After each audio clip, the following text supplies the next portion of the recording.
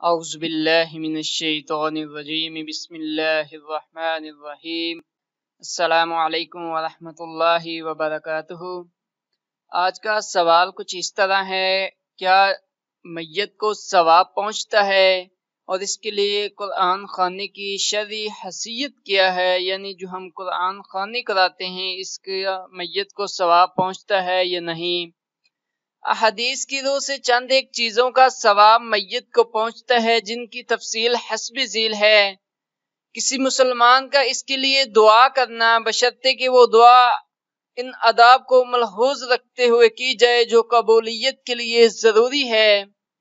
اس کے ذمہ نظر کے روزے ہیں جو وہ ادا نہ کر سکا تو اس کی طرف سے روزے رکھنا بھی باعث ثواب ہے۔ نیک بچہ جو بھی اچھے کام کرے گا والدین اس کے ثواب میں شریک ہوں گے۔ مرنے کے بعد اچھے آثار اپنے پیچھے چھوڑ جانے سے بھی میت کو ثواب ملتا ہے، صدقہ جاریہ بھی اس میں شامل ہے۔